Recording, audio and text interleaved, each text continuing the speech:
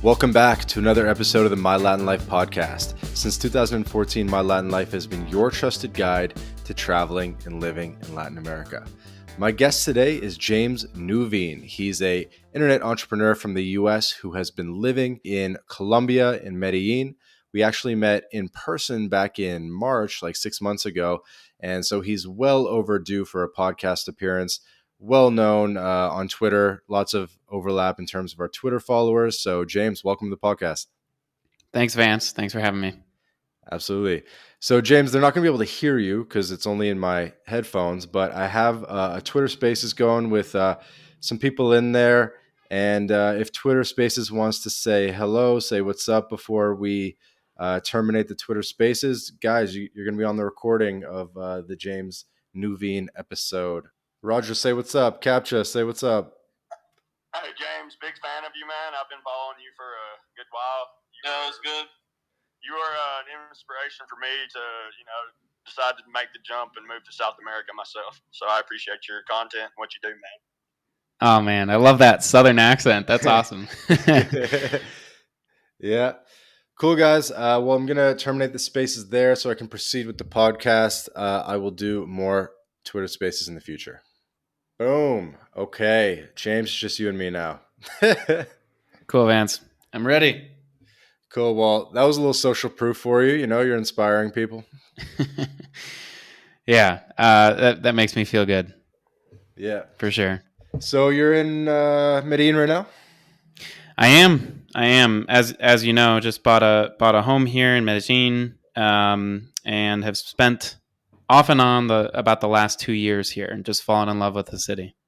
Good. By the way, you don't have to be that close to the mic. Okay, I'll back up a little bit. All good. So yeah, as I mentioned, we met back in March, April.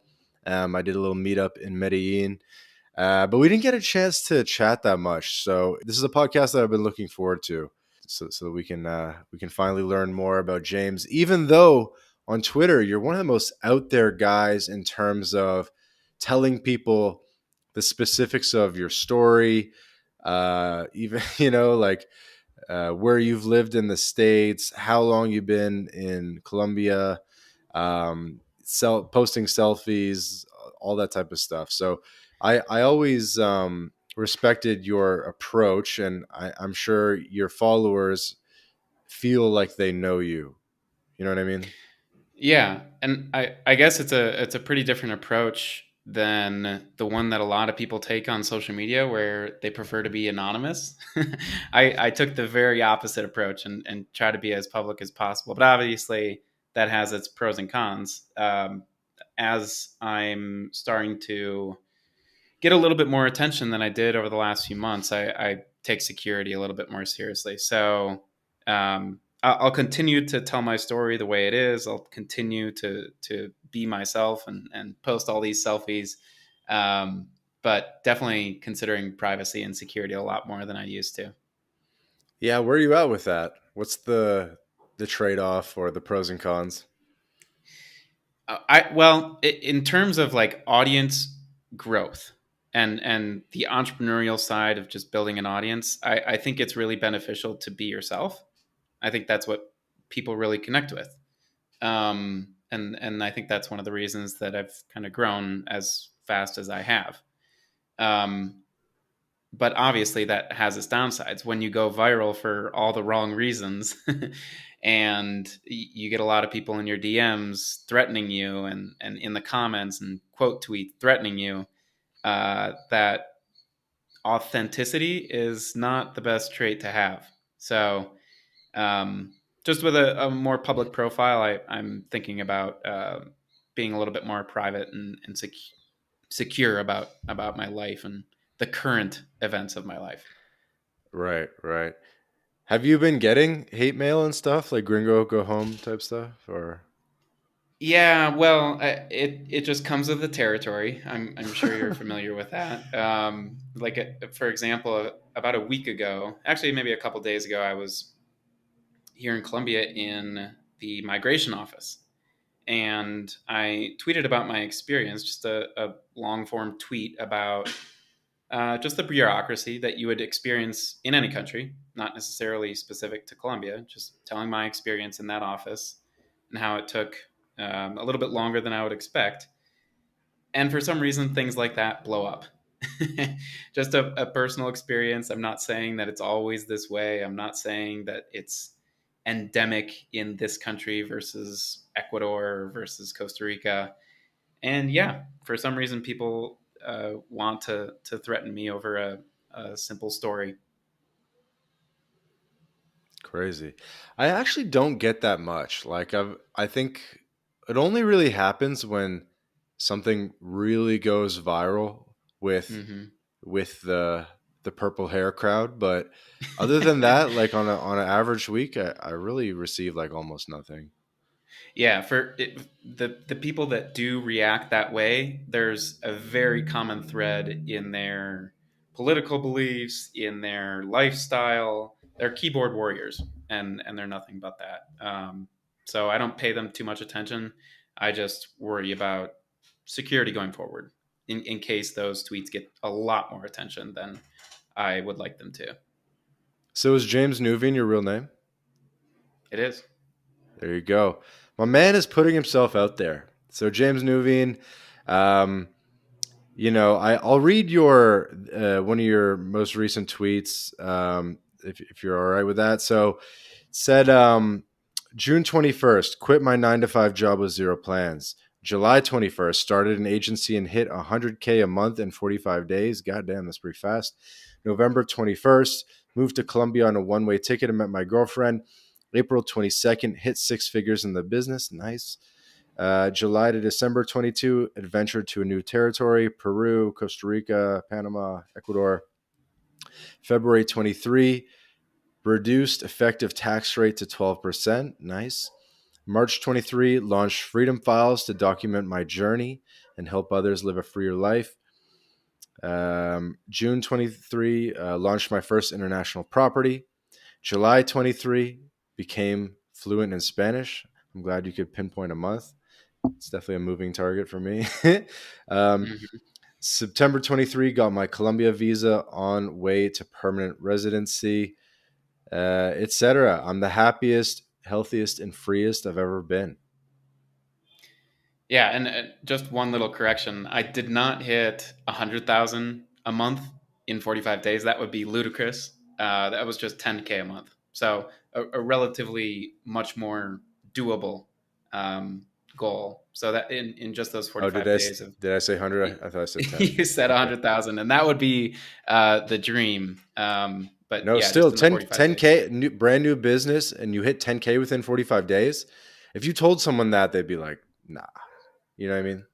Yep, exactly. And I got a few comments like that. Like, what are the chances that this actually happened? Well, all of it actually happened. That was a pretty true, I mean, it was 100% true chronicle of my last 2 years. And the reason why I started the Freedom Files a few months ago. I want to help people get out of that rut that a lot of people are in. Yeah. Yeah, that's awesome. So you must have started that like just shortly before we met up. Yeah, that was like February or March of 2023. Mm-hmm. Okay, so you think the meetup was first, and then I inspired you. I'm going to take credit. You definitely did inspire me. There was a lot of time before I started going public about my story, where I was lurking on Twitter. So if you look at my Twitter, it'll say that I started my account a lot earlier than I started tweeting and started growing the audience.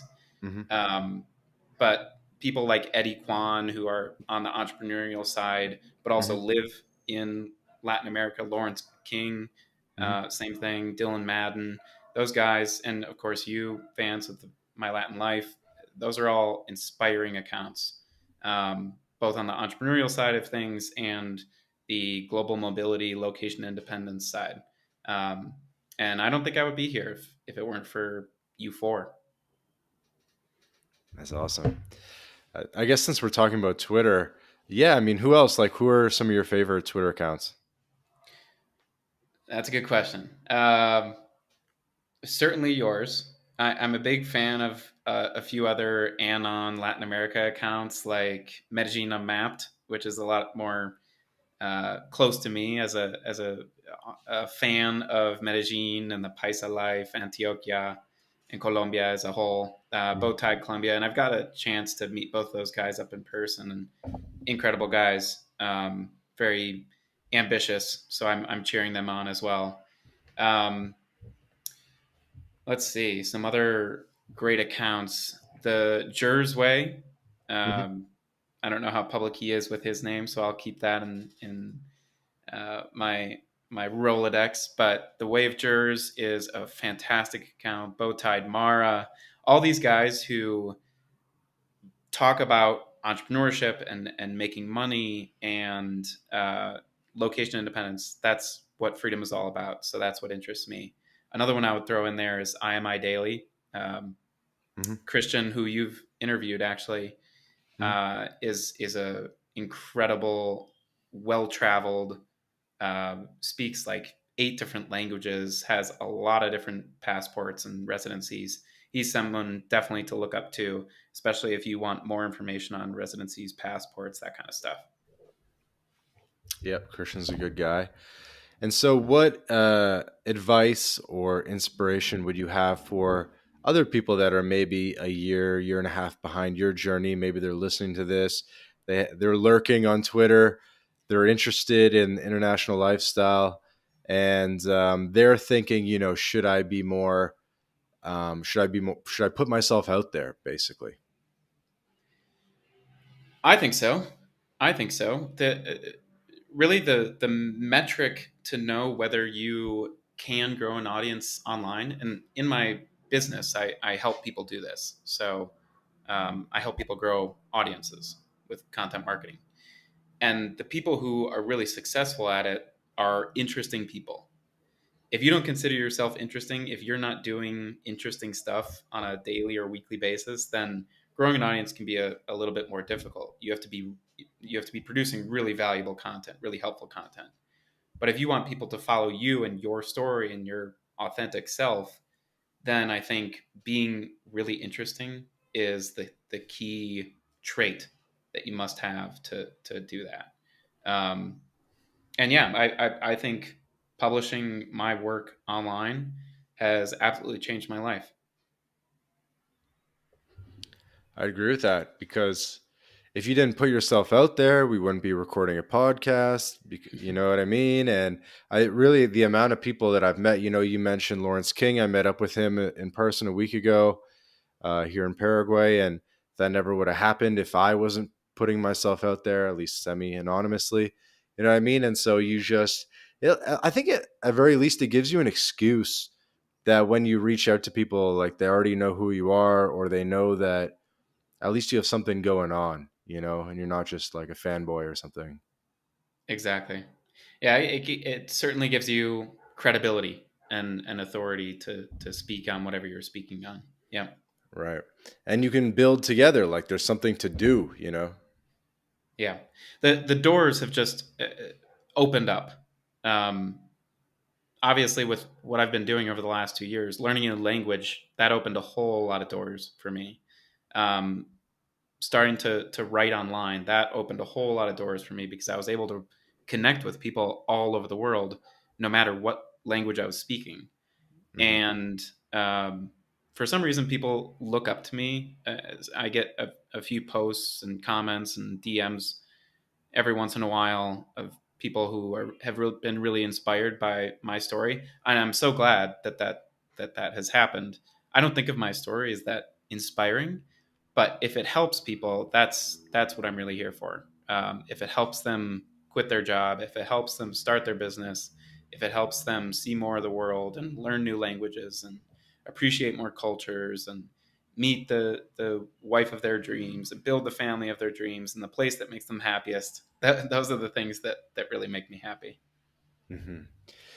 Yeah, it's very tough to capture the essence of Latin America on Twitter or with Mhm. kind of the written word and stuff. It's tough to just be like, it's better. You feel more alive. And it's tough to explain to someone back home, like how it's different, how I don't know how like families are different and going out is different, and at least in our opinion, better or more fun. I mean, you must have some buddies back from the U.S. cheering you on. How do you kind of relate to them now? Oh, that's a good question. I keep in contact with most of the people who mattered a lot to me from the U.S., whether they're friends from college or where I was working before I came to Latin America. The people who were really important to me, and obviously among them is my family. I'm very close with my family. Um, I keep in very, very close touch with them, and a lot of them have visited me and see they've seen how happy I am here, which makes them happy. Um, Obviously, my network has grown a lot being down here, and you wouldn't think it would because I'm working remotely, but because of Twitter and because of the entrepreneurial ecosystem here in Medellin, which is booming, both Colombians and expats and nomads. Uh, my entrepreneurial community and my network has just expanded exponentially, and that added with the community that I had before, the friends and family I had before, they just make me so happy.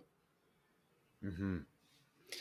Yeah, and you're from kind of like Midwest or a mix of a bunch of flyover states, right? It's like Ohio, Wisconsin, Indiana.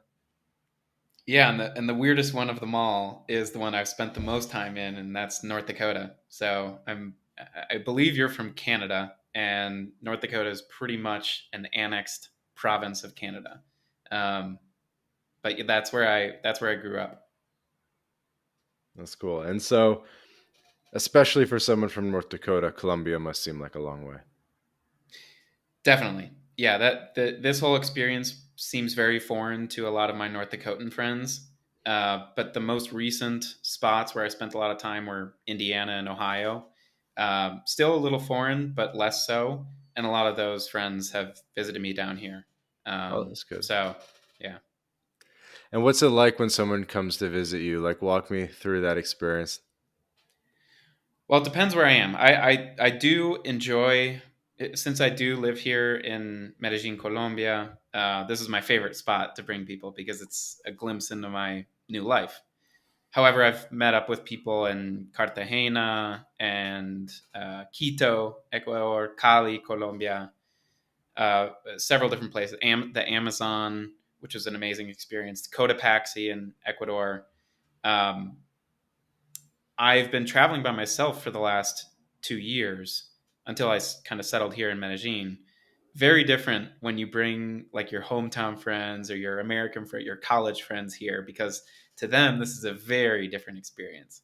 If you're living in hostels all over Latin America and traveling with experienced backpackers or experienced travelers, those people are very comforted by that experience.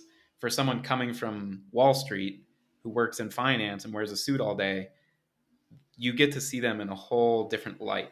And that's one reason I really, really like bringing my friends from the United States to Latin America. This episode of the My Latin Life podcast is brought to you by Language Blend, the new best way to learn Spanish. Language Blend focuses on what you actually need to live and get by abroad with daily one-on-one lessons, a dedicated texting partner. It's like living in a Spanish-speaking country without ever leaving home. Go to languageblend.com for more information. Yeah. Yeah. Tell me more about this in detail. I always think it's funny because it's a lot of work, right? It's a lot of work to host someone that's not not a traveler because they just have so many questions, and you really need to kind of guide them every step of the way. Yeah. Well, let's go with like the most recent example of my friends visiting me. We went to the first they visited me here in Medellin. And obviously I can show them a awesome time here because I know the spots, I know the people, I know the local culture. However, we went to Cali, Colombia, where I had never been, And that was an absolute blast. We were just walking down streets, and we would witness a salsa party in an alley, and we would join. We would be warmly accepted by the caleñas, and we'd be up until 3 a.m. or 4 a.m. or 5 a.m. just dancing salsa. No alcohol needed, no drugs needed, nothing. And those guys, for them from New York or from uh, Chicago, that experience is so unlike anything they've ever experienced. Um, and then after Cali, we went to Quito and we summited a big volcano near Quito. We went to Cotopaxi, where we rode horses in the valley, and that was just an unforgettable experience. And then after that, we went to the Amazon, where we stayed in a hostel, and we went to a local zoo where they had Amazonian, like local animals. Local isn't the right word. Native animals who I had never seen before. I've never seen a lot of these animals. And we went to a medicinal plant farm, which was across the river from where that zoo was. Like, these experiences, they've never been published about. Nobody's ever taken photos of them. These local Ecuadorians create these amazing experiences, but they're not trying to. It's just because they're so foreign to us that if you are curious and open to them, they can just blow your mind. Um, so with a bunch of guys from like inner city United States, like New York and Chicago, that experience is just mind blowing and opens their mind to a whole lot of other possibilities, and that is a really really cool experience to bring your friends along with. Hmm. How do you think, James, about location independence versus the opportunities that you might have had in the US to work on Wall Street, work in Chicago, work in San Francisco, and you've obviously chosen a different path. You mentioned before that you had a 9 to 5, and I think you're, doing pretty well for a guy your age, but you weren't fulfilled. Maybe you could kind of walk us through that hero's journey and the opportunity set that was presented to you and how you kind of took a different path. I appreciate you phrasing that as the hero's journey. I know what that's from as a marketer, online marketer. I know what that's from, but I wouldn't yet call myself a hero. So that's funny. But yeah, man. So I've always been entrepreneurial. I launched a couple of businesses, like very mini projects, I would call them, in college, and was accepted to this entrepreneurial development program in Indianapolis before coming to Latin America. And in that fellowship program, I also had a job at a consulting company. And uh, after that, it was a 2 year program, and I could either accept a job elsewhere. I could go elsewhere. I could quit my job and build my own thing, or I could accept a promotion with my current company. And I got about a 40% raise. I wasn't making that much before, but 40%, that was huge. That was huge for me. A big opportunity. But I had always been entrepreneurial, and I thought, "Ugh, this is such a good opportunity to kind of recalibrate where my life is going." So I quit. I turned down that promotion. I didn't look for other jobs, and I quit and started my own business the next day. I had no idea what that looked like. I didn't know how to make money online.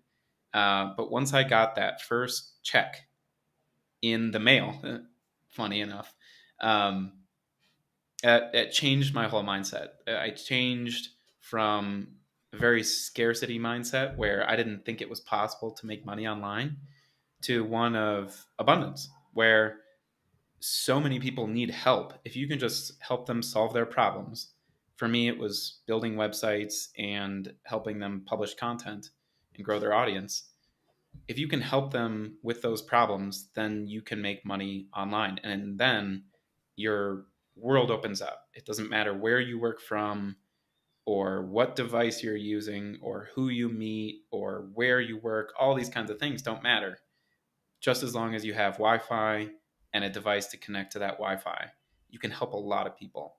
Mhm. And one thing that actually I should mention during this whole process was the catalyst was writing my own obituary. Oh And shit. that might shock people as kind of a turning point. But in January of 21, I wrote my own obituary.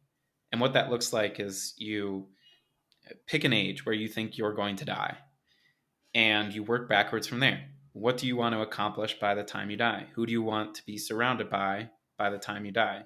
What kind of assets do you want to leave to your children if you have any, or your spouse if you have one? What kind of legacy do you want to create? All these kinds of things that I would never consider if I weren't writing my own obituary. And I wrote that, and it was a pretty profound experience. I realized a lot of things that I didn't think about on a daily basis. I knew that I was entrepreneurial. I knew that I wanted to start a business someday, but someday wasn't enough. I wanted to do it now, and I wanted to explore the world. I hadn't done that. I didn't study abroad during college. I didn't get time after college to do that. So I said, why not now? So that quitting my job in June of 21, um, I give thanks to writing my own obituary. And then a few months later, I came down here to Latin America, where I thought it would just be a 3-month trip, but has turned into a 2-year adventure. And I don't see myself going back anytime soon. Where did you get that idea to write the obituary? Is it it sounds like a Tony Robbins thing or something. Very similar. Donald Miller is a famous marketer, and he's written many books. And he has a course and a book called Hero on a Mission. And that course took me through the process of writing my own obituary. And I have to give thanks to him, because that was a tremendous, tremendous experience. And I recommend that to anyone. It sounds morbid, like I said. Like, why would I write my own obituary? But it is a really, really um, introspective exercise. And And did I you would not recommend that to like what anyone. you wrote? Or I absolutely loved it. But the thing was, the life that I was living in that moment wasn't the life that I had written on my obituary. So obviously things had to change, right? okay, so you So wrote a fanciful obituary, like, and yeah, like you said, it, it was obvious that you needed to make a change. What did you yep, write? and What did then you write? I can actually pull it up. It's quite personal, but I've shared it online before, so why not do it again? Um, yeah, I can walk through this like step by step. See, because I So thought it was gonna be like too boring, and you're gonna be like, you know what, like we got to do more here. no, Yours was actually like a sick obituary, but you just weren't on the path to get there. But yeah, sorry, go ahead, hit us with it. yeah. So here it is. And this is quite embarrassing for me sharing this again publicly, but whatever.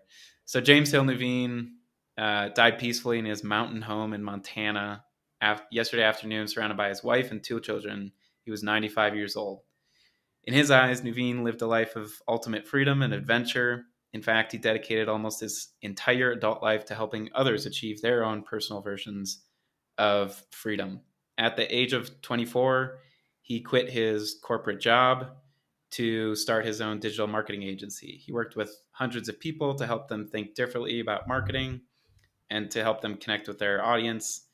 And he scaled his services revenue to more than 500,000 before shifting focus. Then Nuveen helped young entrepreneurs and freedom seekers dedicate. Oh, sorry. He created content for young entrepreneurs and freedom seekers to achieve their personal versions of freedom faster and easier. He also helped young entrepreneurs achieve their. Oh, I just said that. He was a proponent of the flag planting theory and spent a considerable amount of his life in Latin America, where he met his wife and raised his children. The Nuveen's also traveled between the Rockies, Colombia, Eastern Europe, and the Caribbean. He was a vocal proponent of homeschooling on their homestead in Colombia, taught his children how to view life, nature, and their role in it. The family owned cattle and other animals as well. A specimen by health standards, Nuveen kept a steady diet of outdoor activities even until his elder years, hiking, kayaking, skiing, biking, running, swimming at every opportunity he had. Nuveen is survived by his 2 children and his wife.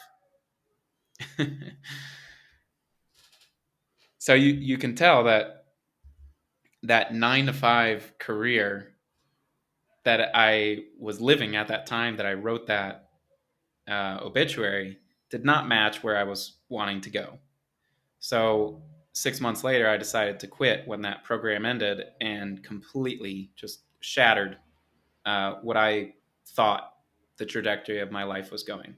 And 2 years later, I'm actually living a lot of those things that I wrote. I have not edited that since January of 21. It might seem like I have because a lot of them have come true, but that's just me living out a lot of the goals that I set for myself 2 years ago. So you had visualized the whole digital marketing agency before putting it together. Essentially, yeah. I don't like to talk about manifesting because I think that's a bunch of woo-woo.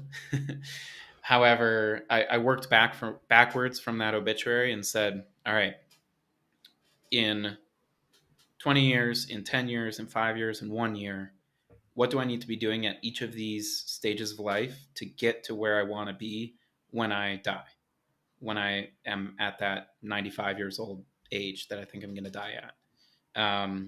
So it was a matter of really just working backwards from that obituary and setting up goals for myself that I could actually achieve. Not like fantastical.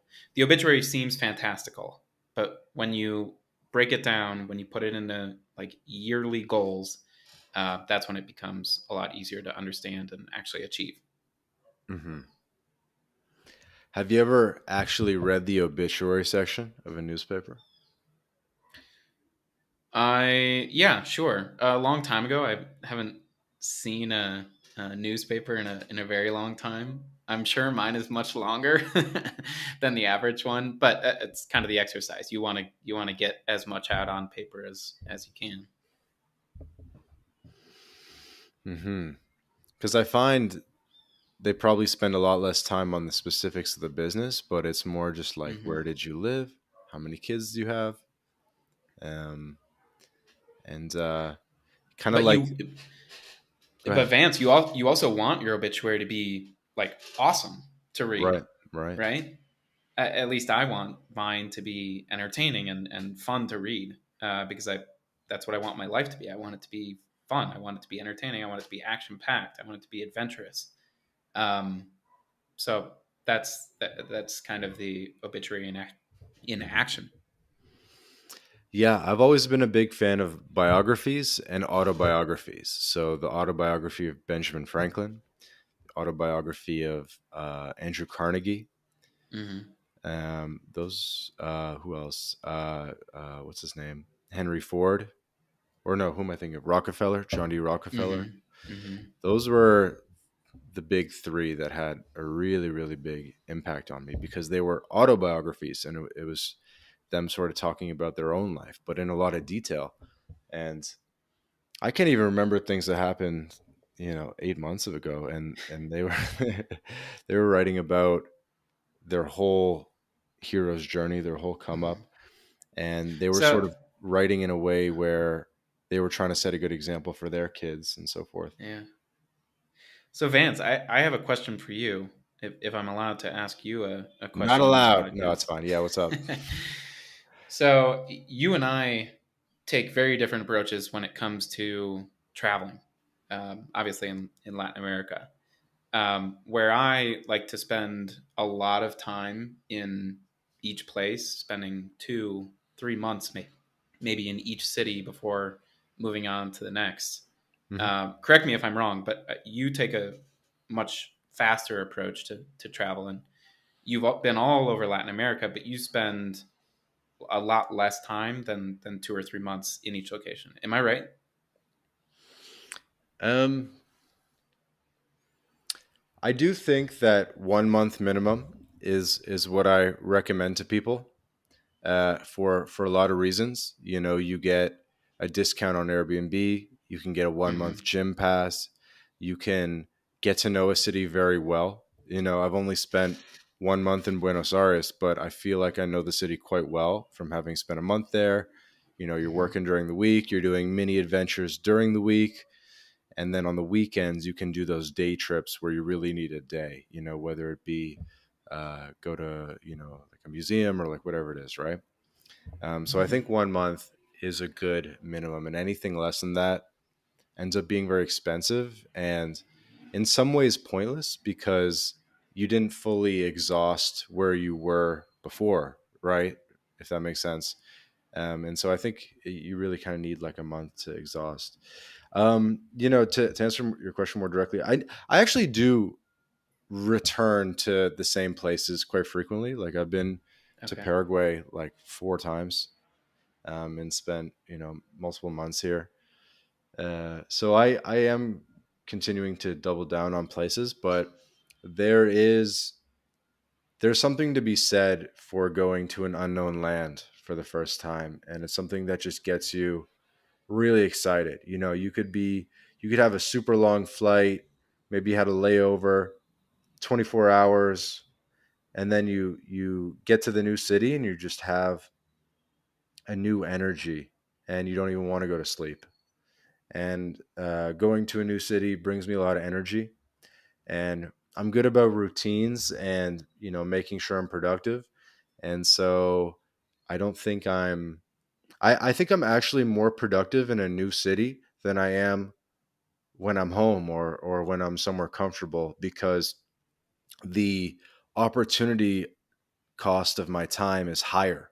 And I'm like, I need to get this done so that I can like go out and explore and do something cool and do something new.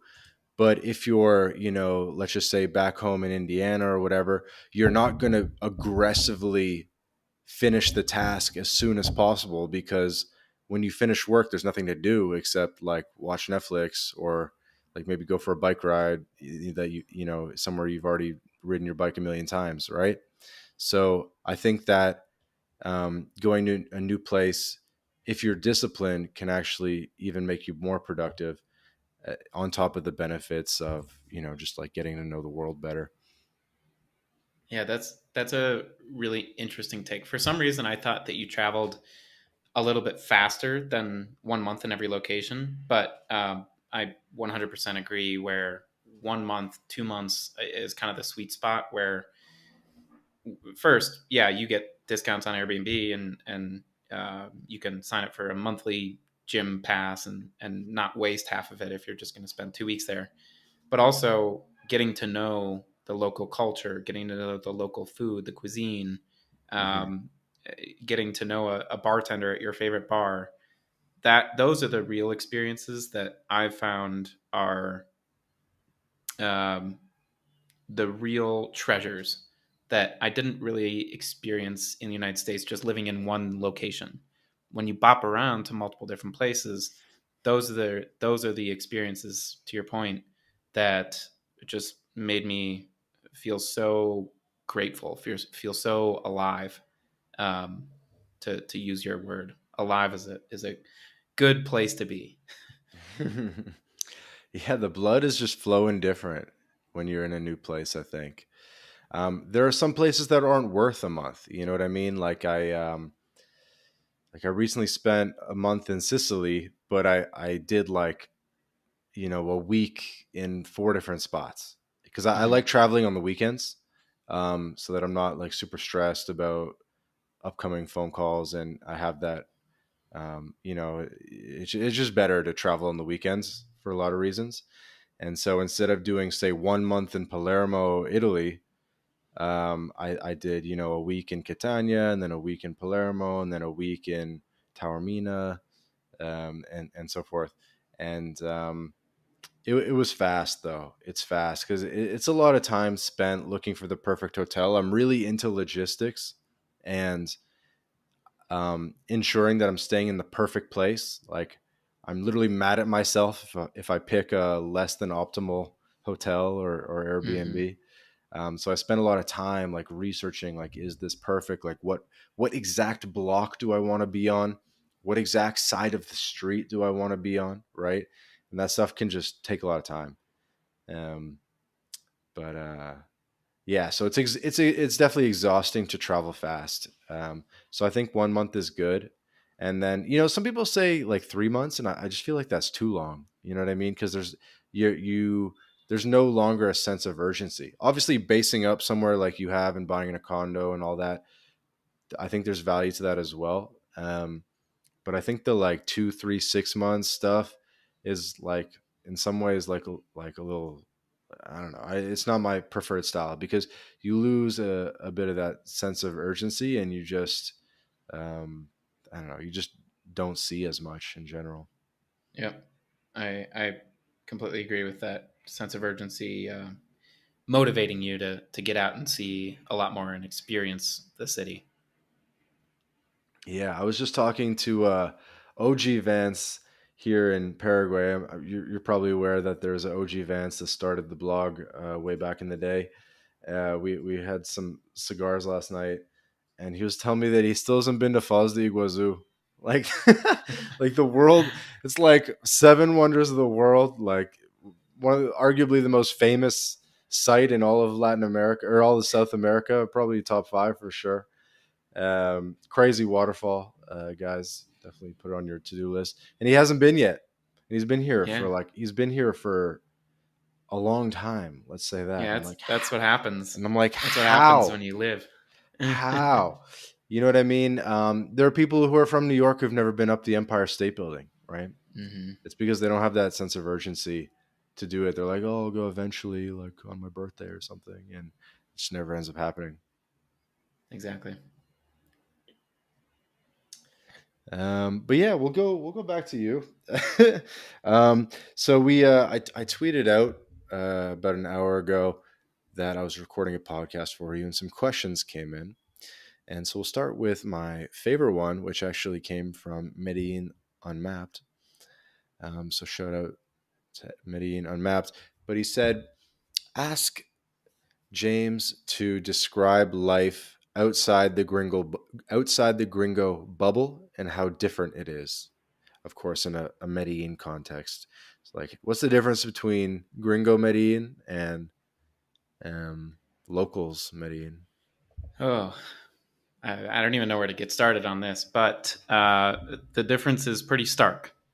So I've probably spent a collective, I don't know, a year and a half here in Medellin in the last 2 years.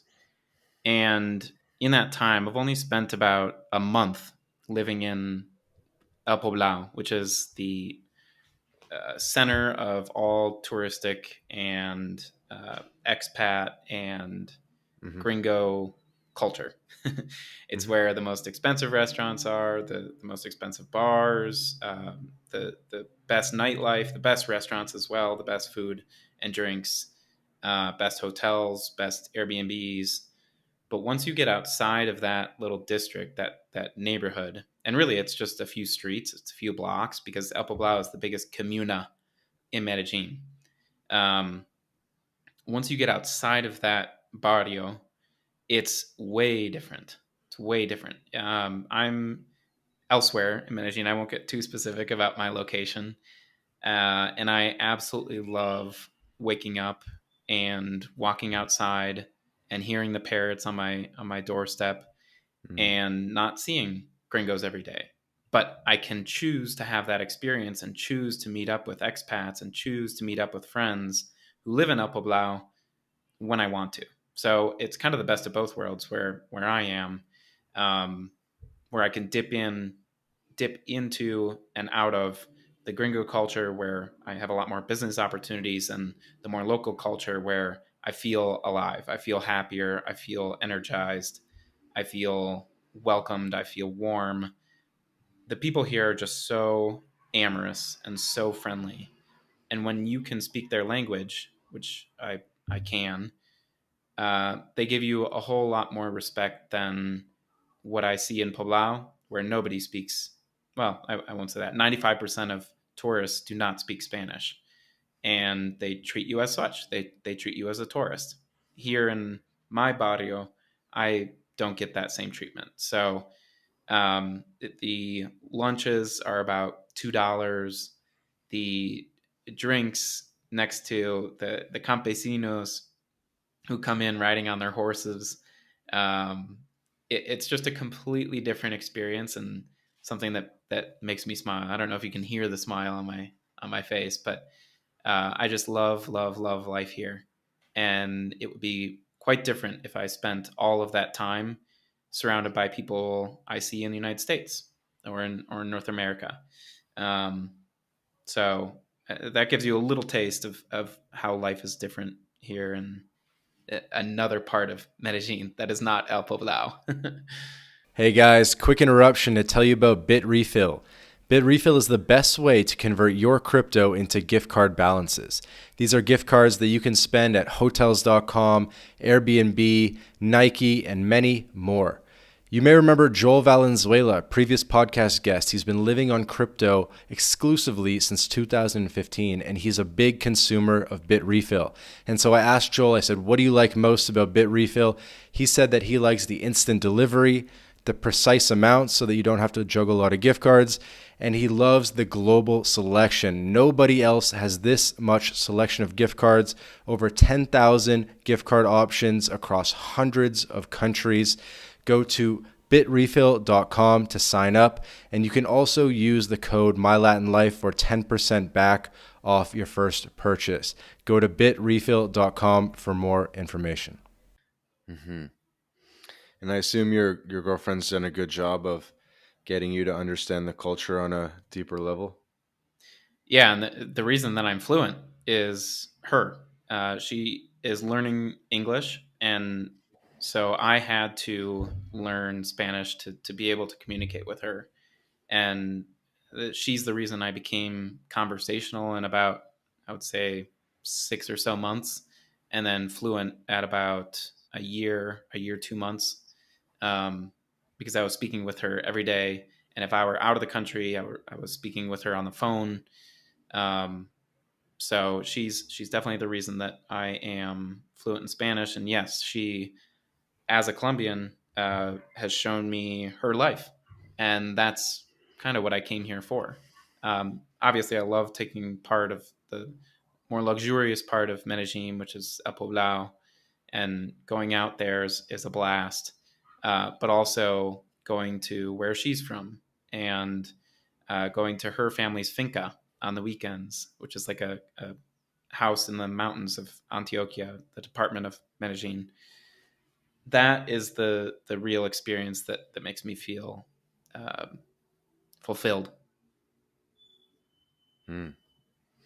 And I imagine you're continuing to peel back the layers and learn more about Colombian culture and Antiochian culture.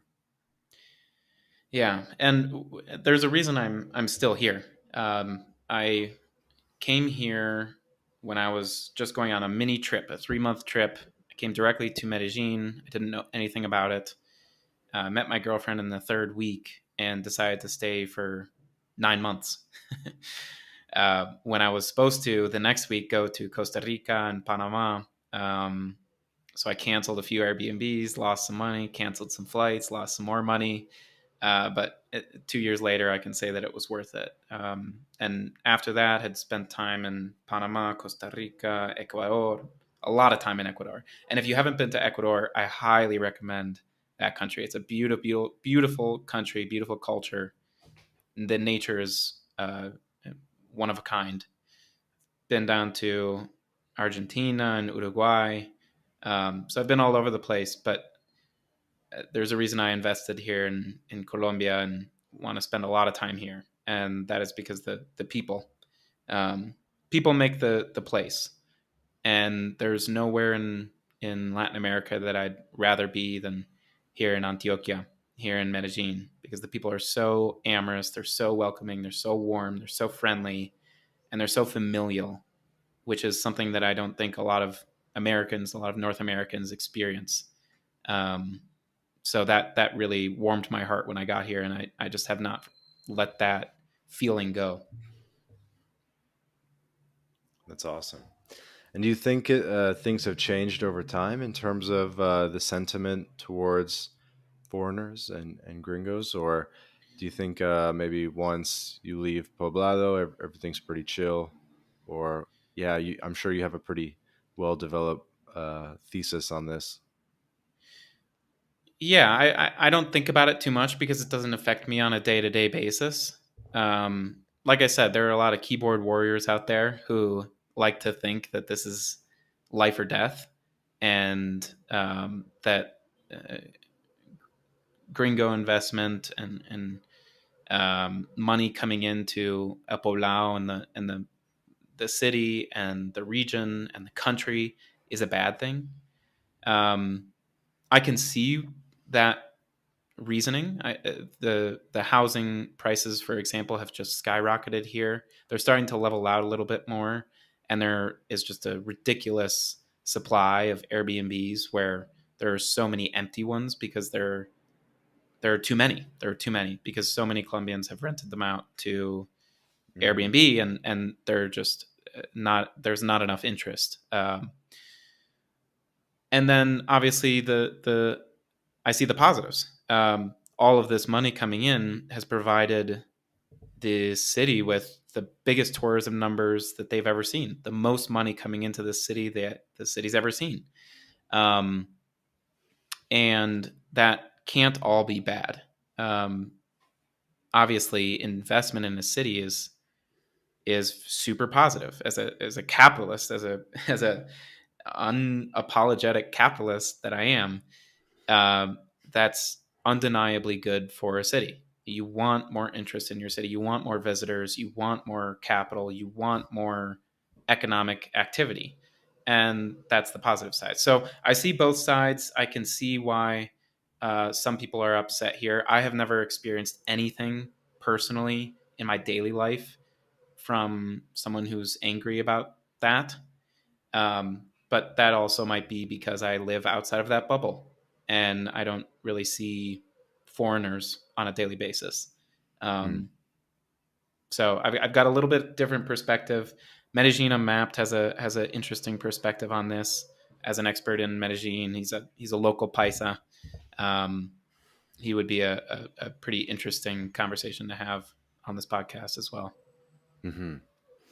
Yeah, I definitely want to ask you about the personal investment you made, and then a bunch of people had questions about visas. If you want to comment on that, but before we do, walk us through like how nice Colombian people are, and if I could add us, you know what I mean. I'm hitting you with the chest pack because I already know that they're very nice, but and if I had to add a second question to that, when you go back to the States and you compare the two in terms of just like the common courtesy and so forth, would love to kind of hear your thoughts on the thing. Yeah, and I'll provide a anecdote, a real life example. One example of this, like default politeness here, the default um, politeness. I'll leave it at that. Is the metro here in Medellin? Medellin has a metro train, which is the only one here in Colombia. And I think Quito is going to get one soon, but pretty much the only one here in northern Latin America or northern South America. Actually, Caracas, I think, has one as well. But I have not made it over to Venezuela. Anyway, when you enter that metro, it is dead silent. You don't see the stuff in the metro that you do, for example, say in New York City, where there are people shooting up and people sleeping on the benches and taking up spots and just being public nuisances. You don't see stabbings on the metro. Um, you don't see that stuff. Here, everybody's silent. If they're listening to something, they're listening to it in their headphones. Um, and that's just one example of the politeness that you don't really experience in the United States. For some reason, it just has always been a very abrupt, rude experience when I'm dealing with those kind of public transportation um, uh, experiences in the United States. But I mean, everything feels like a familial experience. I'll also say that when I arrived here 2 years ago, I got really close with the family who owned my Airbnb, and to this day, I feel like a son of the mother as the matriarch of this family. And let's say every month we get together, and I'm also close with her son, who's around my age, and I feel like they're an extension of my original family. And when my mom visited, she was so thankful to my, I'll call her my Colombian mother. Um, I've just been so accepted, not only with that family, but in my girlfriend's family. I feel like I'm just one of them, and that's something that can't be replaced when you're traveling all over the place, or hopping every week to a new location. I have been able to make these like really, really deep relationships, and that's due in part to staying here long term. However, it's also due in part to how warm and welcoming and friendly the Colombian people are, specifically the paisas.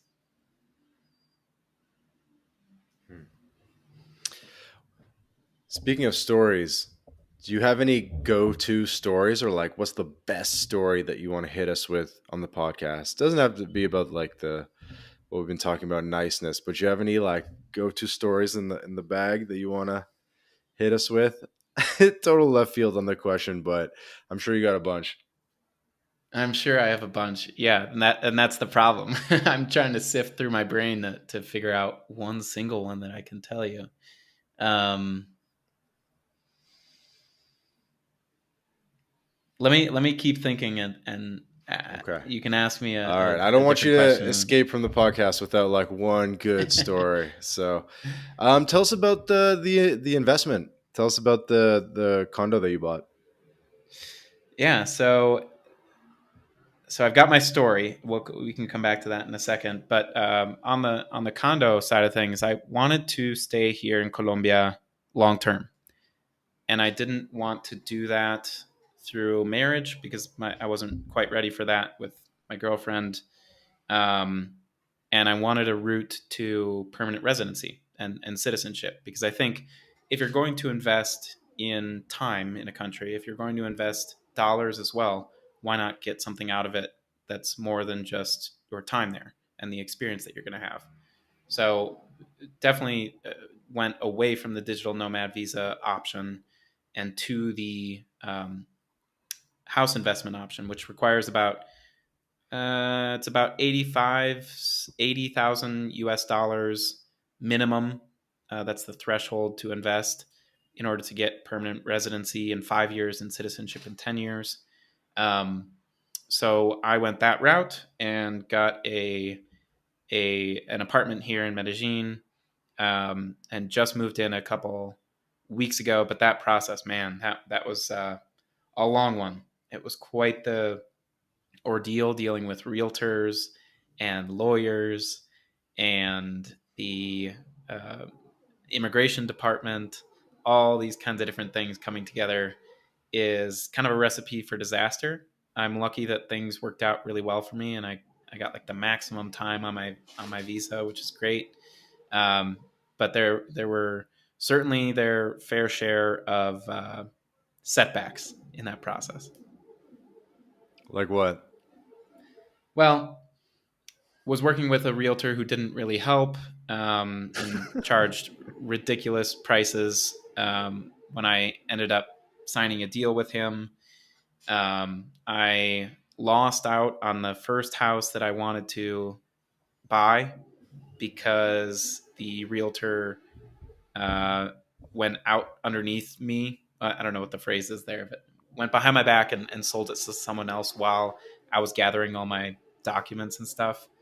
Um, I finally found a great lawyer who helped me with all of these processes, and that's what I would recommend. If you can centralize your real estate process and the immigration process to one lawyer and have him do or her do all of that kind of stuff, that's what I would certainly recommend. Hmm. And you bought it pre-construction or was already done?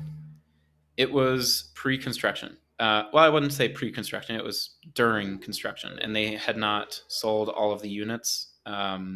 So I was lucky enough to find it, and it wasn't published anywhere on the internet, which is a really good thing because there would have been a lot more interest. Um, and Yep, just moved in a couple weeks ago. I reserved it back in June. So now we're here in October, and I'm about a month in to living here. Cool.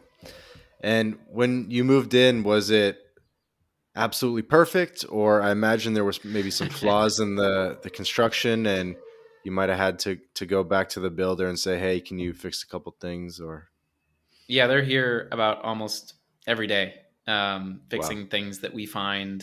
And they're also still here in the building. They have not finished all the units. They were lucky to finish mine first, and I've been here for a month now while they're constructing other apartments in my building, which you can probably assume has a bit of a noise problem. So I'm surprised you can't hear any of the drilling while I'm speaking. But yeah, they're here fixing things pretty regularly. interesting. Yeah, one issue I had with a new unit I was dealing with was just like there were just paint droppings. What's it called? Paint droplets all over the floor, Mm. and I was like, "Yo, are you just gonna leave it like that?" And like they just leave it like that. All these little things, right? They expect you to come in and almost like hire your own private team or something. Yeah, and for example, there was a hole between the sliding balcony door and the wall where I mean, animals could get through that hole. Uh, Rain could get through that hole. Air could get through that hole. And to me, that's like a no brainer. How can you not fix that before finishing the apartment? And so I had to kind of step up and say, all right, I have a list of things that I need to be fixed my way because other people were not going to complain because they have different standards. Um, and they were happy to finish everything. And I think that's because I paid in full before moving into my apartment. So there were things that I could request that other people could not request because they're on a mortgage, for example. Mm. So very very different scenarios. Hey everybody, hey everybody. Quick break from the podcast to tell you about Language Blend, the best new way to learn Spanish. Language Blend was co-founded by Jake Nomada, friend of the podcast, decade of experience in Latin America, and Jake and his team, they put everything into this program that they wish they had in terms of how to level up quickly with your Spanish language skills. Because the faster that you can get conversationally fluent in Spanish, the better the experience that you're going to have in Latin America. So go to languageblend.com for more information. So was paying in full a good idea in the end? Because I feel like there's pros and cons to that, because then you have no leverage over them to like withhold a payment if they screw up. Yeah, really good point. What I was able to do was pay half of the investment upfront to reserve my spot, reserve my apartment, and then once I moved in, I paid that second payment, and then I was able to apply for my visa because you can't apply for the visa unless you've paid in full for your apartment and Oh, really? fully own the apartment. So that's why my visa was a little bit delayed. However, I'm glad I went that route because I didn't want to incentivize them to finish too quickly. Right. What about getting the title? Sometimes you're paid off, they let you move in, and they just don't have the titles from the notary yet, stuff like that. Yeah, that took another month or so. So, as you can imagine, like exactly what you would imagine from a process like this, a very bureaucratic. I had to go to notaries and lawyers and the chancellery, or I don't know what it was called, the central bank. All of these different entities had to act together, and for that reason, a lot of these documents, a lot of this process was very delayed. And there's two different visas depending on how much you invest, right? Yeah, you kind of mentioned it, like it's like 80K ish gets you one type, but if you invest 140 or 160, whatever it is, then you can get a better visa with a faster path to PR, something like that. So Colombia, the short answer is no. they got rid of that option. That was citizenship by investment here in Colombia, and that amount was about 170,000 US dollars, one time payment, and you would get citizenship right away. They no longer offer that, with the changes that they introduced about a year ago. They introduced the digital nomad visa and got rid of citizenship by investment. So if you're going to go the real estate investment route here in Colombia, you got to make it at least 80-ish thousand US dollars, depending on the conversion rate at the time. And you have to pay in full in order to then apply for the visa. And that's a temporary residence visa for 5 years, and then you can get permanent residency, and you have to renew that visa up until those 5 years, and then you have permanent residency, and then after 10 whole years, 10 collective years, or 5 years after you have permanent residency, you can apply for citizenship. But all this timeline could possibly change for me, in my case, when you're talking about marriage. So that's certainly on the table. Or kids. So the obituary said 2 kids. Are we still thinking 2? Or are we trying to up that? I don't have a specific number in mind. That was a obituary thing. And I'm only 26 years old, so I'm not trying to push the kids out anytime soon or rush anything that's not necessary. But looking at that option for sure. Looking at that option, because Twitter says you got to have 5, right? Twitter says you got to have at least 5. You At least 10, have to homestead. Yep, you have to homestead. You have to have cattle. You have to have raw beef and raw kettle, or raw milk and grass-fed beef. All the things. Twitter's usually right. Twitter's usually right. Good. Oh, and Vance, back to the story. Well, I have so many that I could tell, but there's one that kind of sticks out in my mind, and it's I'll just tell about my whole experience in Cartagena, which is not a good one. Cartagena really rubbed me the wrong way, and you hear this a lot. Jake Nomad is a pretty vocal, I wouldn't say hater, but just it doesn't really appreciate the life in Cartagena. Right. And I didn't either. I was there for about 5 days. The humidity is ridiculous. It's on like Panama City's level, where if you step outside, you're automatically drenched in sweat. Doesn't matter where you're from. Doesn't matter if you wear shorts or a shirt or a Speedo. Doesn't matter. You're dripping sweat. You get pretty much molested on the street by rappers and vendors constantly, and the gringo pricing is pretty out of control. This was earlier in my journey where I could not speak Spanish as well. We were on a boat and went to one of the islands.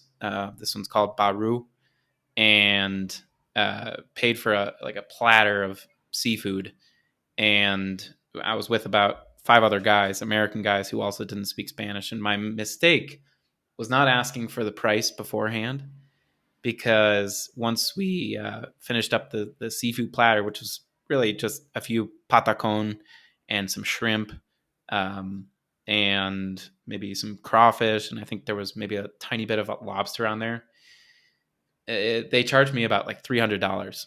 At the time, it was like 1,400,000 Colombian pesos, and that really taught me a lesson. But just my really overall experience in Cartagena was not a super positive one, and I'll leave it at that, because there were a lot of other things that rubbed me wrong. But like I say about every place in Latin America, if you're able to make a great experience out of it, all the power to you.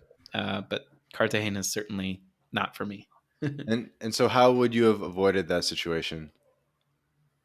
Always ask for prices up front. Always. If you don't see it on the menu, then ask for the price. And speaking Spanish always helps. And now that I'm fluent, that's not a problem.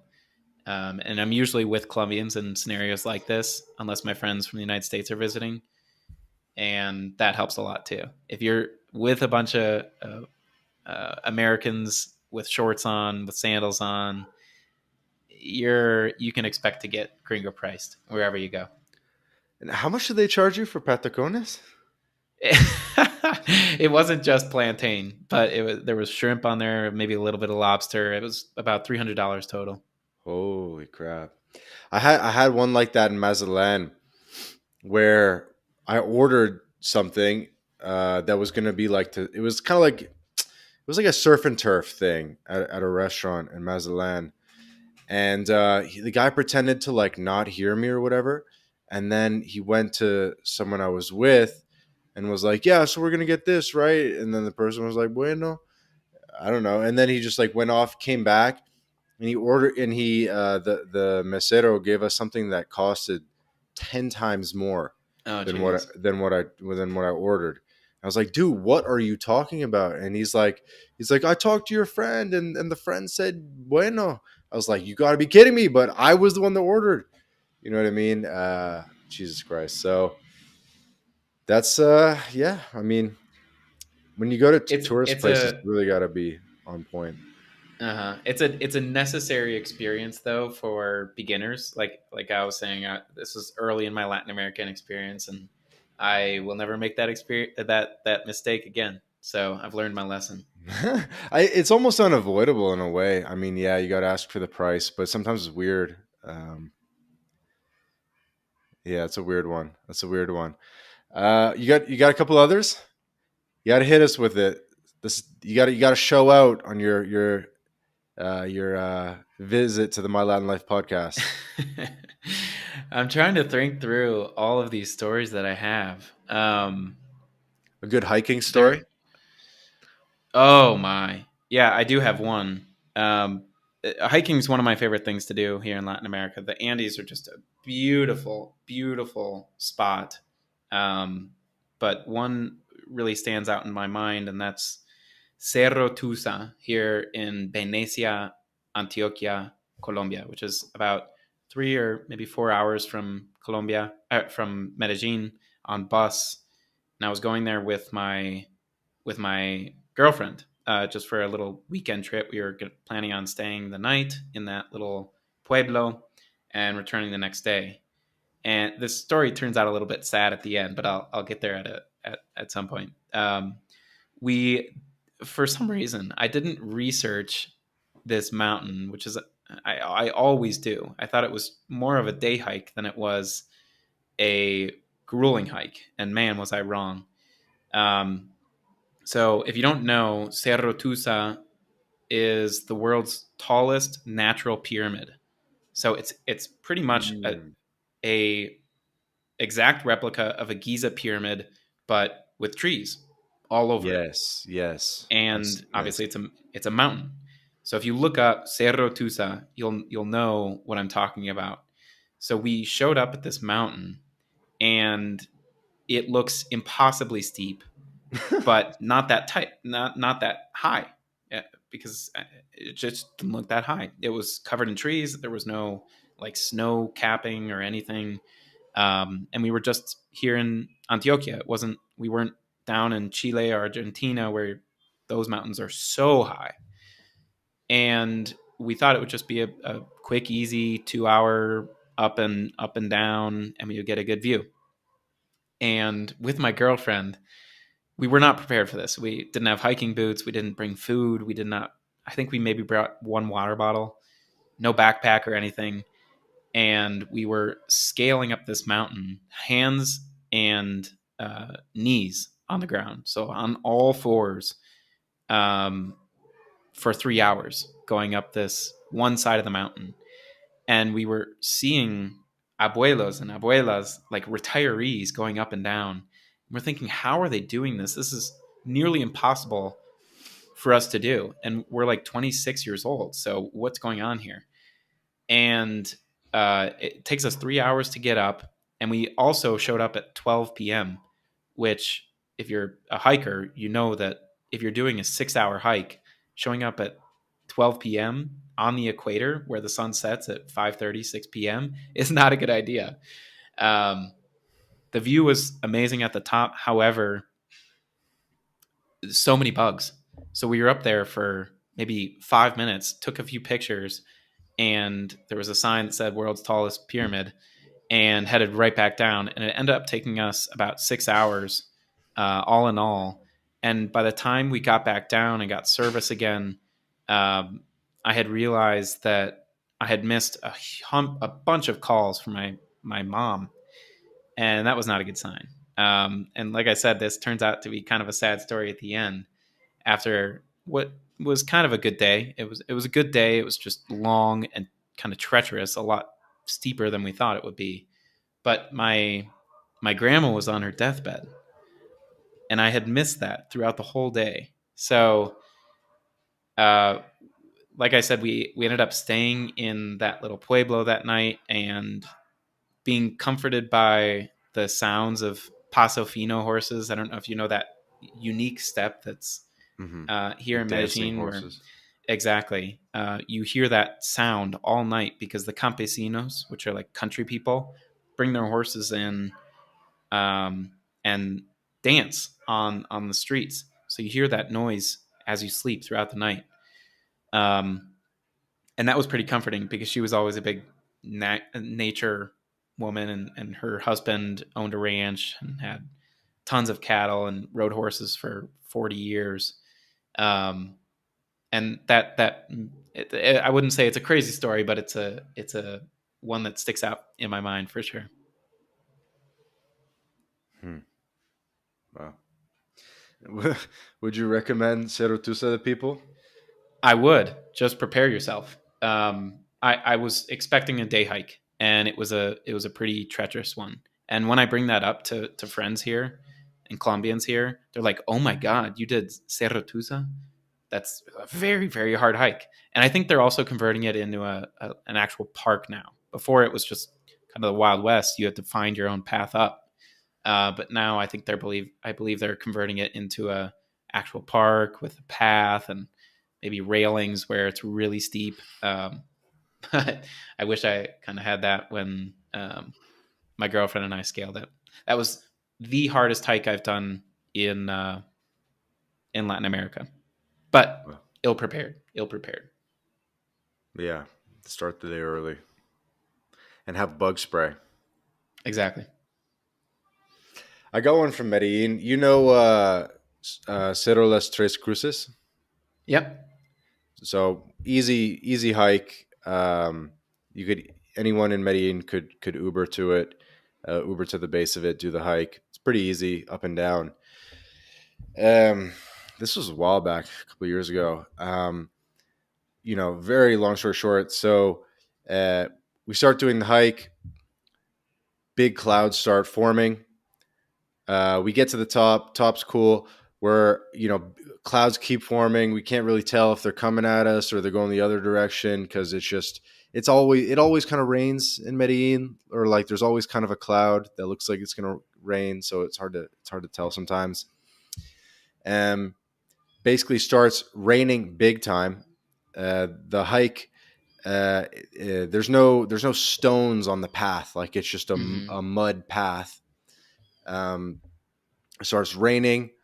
The person I was with the girl I was with started freaking out. She's like, "We're going to slide down the hill." I'm like, "We got to go now." I'm like, we got to go now. We got to go now. Like, it's going to get worse.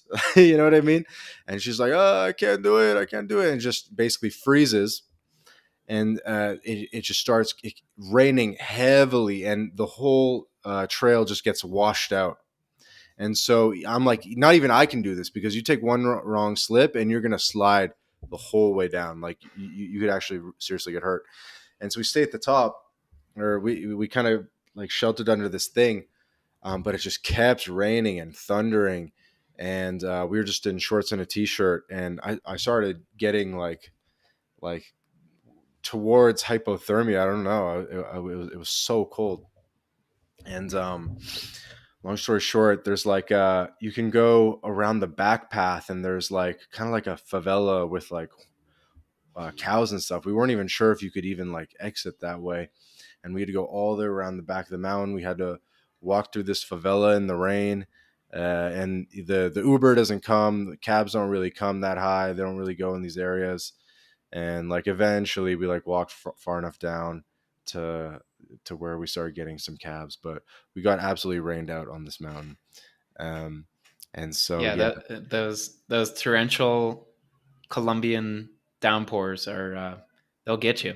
They'll get you. And I looked up recently where lightning is the most concentrated in the world, and the northern Andes, sure enough, are some of the most Mhm, concentrated lightning hotspots in the entire mhm, world. I think Japan was like number 2 on the mhm, list, mhm. but like the high Andes, Bogota, Medellin, Isn't it Lake um, Maracaibo, like the Venezuelan lake right there? It's like, it might go up into Venezuela too. So you know yeah, how there, you up know how there's northern. like the lake thing, like the like just over the border from Colombia into Venezuela is like, it's not a lake. It's, I guess it's technically part of the ocean, but it's like the mouth. You know what I'm talking about? Uh huh. But apparently they have like these crazy thunderstorms over that lake. Yeah, and I just looked up Lake Maracaibo lightning, and people actually call it Lightning Lake. Yeah, I did not know this, but that is fascinating. Wow. yeah. Take a look at that. But yeah, so do not go for a hike if it's about to rain. Like you're better off not risking it because you might not be able to get down. Yeah, and I know that hike well. It's a good little 45-minute quad burner for sure. Yeah, I mean it's sick views. Anyone should do it that's listening to this. Um, yeah, so some people were asking your opinion to switch gears. Some people were asking your opinion on if they want to live in Colombia medium to longer term. What would you recommend? Would you recommend they go the path of investing in an apartment or maybe get a digital nomad visa? Or like what would your advice be to people? I would never recommend that someone move somewhere without first testing it. So if you have never been to Bogota or Medellin, probably the two largest centers for investment here and tourism here in Colombia. Actually, Cartagena might be a little bit more popular than Bogota. But anyway, I would recommend that you first come here, test out life here, either for 6 months or a year, 2 years, and see whether you would like to invest in this country and see if you would like to live here full time. Um, there are really good ways to do that without uh, having to apply for a visa. Actually, that's not true. So, most Westerners, whether you're from Western Europe or Canada or the United States, you can come to Colombia for 6 months out of a Hmm. year, which is a pretty generous uh, Hmm. visa free access.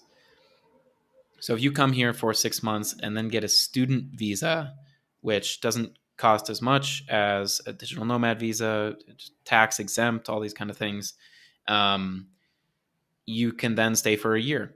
Um, and after that is done, you can stay for another 6 months because you still have the 6 months that you have after your student visa has expired. And that's already 2 years that you can spend here without getting a digital nomad visa or without having to invest in the country, without having to get married or anything like that.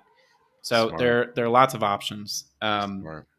But I would recommend doing that before deciding on a digital nomad visa or deciding on investing in the country like I have. And by the way, my investment, you don't have to necessarily invest in real estate or property.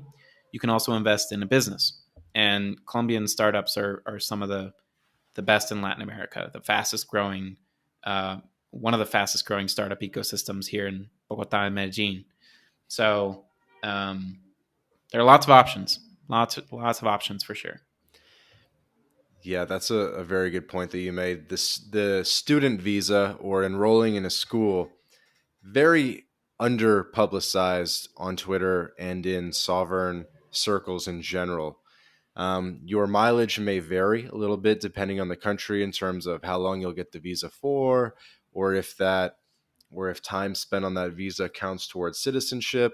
but in some countries it definitely does, and in some countries it's really the best way to go. And I think people don't popularize it enough or publicize it enough because it's like not really profitable for like a from an investment migration perspective, or it's not profitable for the lawyers, and so no one really talks about it. But low key, it should work, I imagine. In most countries in Latin America, you can enroll in like Spanish classes basically at a university, get a 1 year visa, 2 year visa. You can probably renew it or something, and it's low key one of the best ways to go.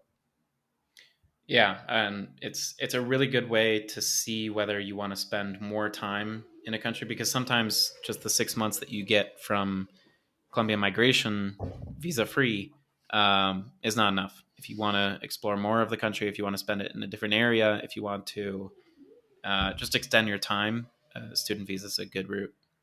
Yeah. Mm-hmm. And also, um, there's no need, not tax advice, but you can just basically cry that you're a poor student and you're not going to have to file tax returns probably.